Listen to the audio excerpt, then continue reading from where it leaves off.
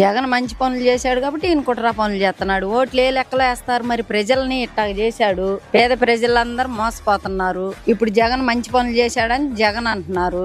నువ్వు చేసే పనులు కరెక్ట్ కాదు. మన పింఛన్ కాడ అంతే చేసావు, మరి రైతు భరోసా కాడ ఇవన్నీ ఇట్టా చేస్తున్నావు.